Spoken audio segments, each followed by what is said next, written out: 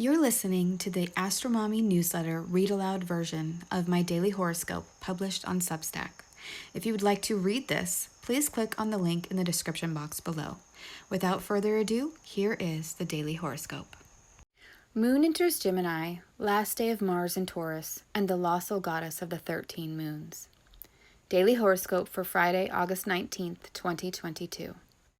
Welcome to the AstroMommy Newsletter, a daily horoscope that hopes to shine a light in the dark, helping us all see where we've been, where we are, and where we're going. This is a reader-supported publication, meaning it only exists thanks to the generous support of lovely people like you. If this is your first time here, welcome. If you are a subscriber, thank you for being here. If you find value in the daily horoscope and tarot card reading, please help AstroMommy grow by hitting the heart like button, sharing this newsletter with a friend or on social media, leaving a comment, subscribing, or upgrading your subscription. I truly appreciate you being in my community. I hope you enjoyed today's horoscope. Blessings. Good morning, friends. If you're just tuning in and missed the update to my posting schedule on Monday, here's what you need to know. For the next 2 weeks, I will be temporarily scaling back the daily horoscope because I am getting ready for my homeschool year. Instead of posting every day, I will be posting on Mondays, Wednesdays, and Fridays, plus the weekend report on Saturdays. I will resume the regular daily schedule on September 1st. If you have any comments or questions, you can reply to this newsletter or send me a private email. Also, I have a shop update. My daughter has recently finished her circle designs for all 12 zodiac signs. Previously, we had a few up in our shop available on embroidered patches, like the Taurus patch that you can see pictured in the newsletter or on the YouTube video, but now she has finished all 12 designs. Over the next few days, I will be listing them in the family Etsy shop, Metaphysical Flamingo. The designs will be available on embroidery patches, mugs, water bottles, and she even made a really cool t-shirt and hoodie. I'll keep you guys updated here as I list new items, but check it out and follow our Etsy shop so you can be notified when they come out. My favorite one is the Aquarius, pictured below the Taurus patch, or on the YouTube video. Okay, now that the housekeeping is out of the way, let's dive into the astrology. Well, as I am writing this, the moon has finished her trek through Taurus and just moved into Gemini. This is fun energy for the moon to be in, as it brings out our more talkative, social, and curious sides. The moon will be in Gemini until Sunday evening, so this could be an interesting and mentally stimulating weekend. Mars will be joining the moon tomorrow, early in the morning at 3:56 a.m. Eastern Time. Thank goodness. Mars has been in its detriment in Taurus, and he is ready to finally get out of this earthy, slow energy. Mars will be having an extended stay in Gemini, so this will be very interesting. Usually Mars moves through a sign in about 40 days, but he will be in Gemini until March of 2023, about 7 months, I believe. During this time, Mars will also retrograde in Gemini, so we will be talking a lot about this transit.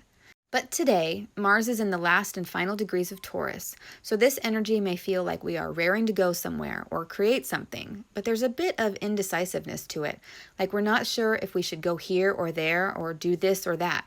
With the Gemini moon energy coming in, there could be lots of opportunities and options, but we need to discriminate and pick the ones that we're most curious about. The sun is still in the Yod energy that I talked about in Wednesday's newsletter.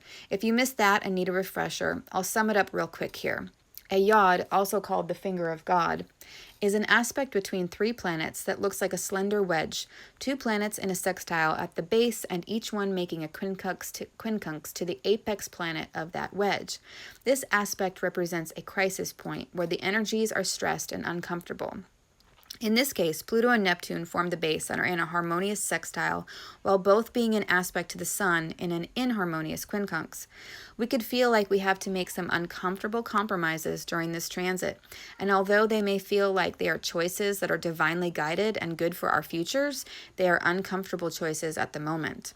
You can get deeper insights into the transit and how it's personally affecting you by looking at your natal chart and noticing which house the Sun in Leo is traveling through.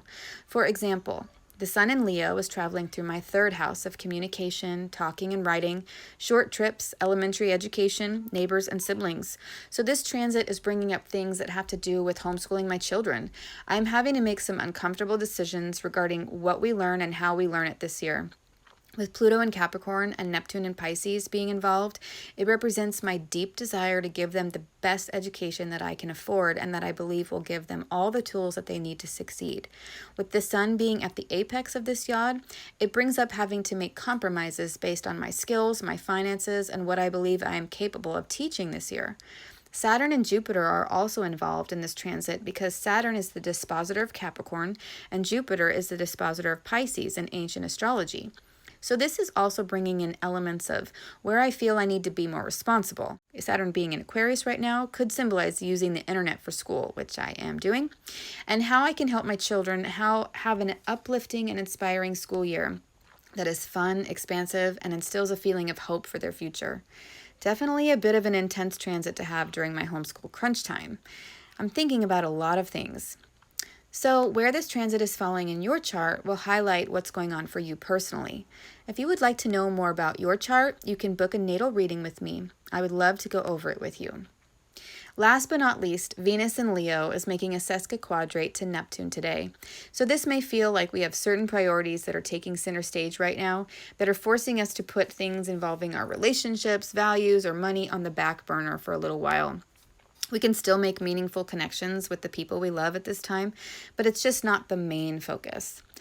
Today, I am drawn to the Goddess Amulets. So, the Goddess Amulet for the day is the Laussel Goddess, Moon Time.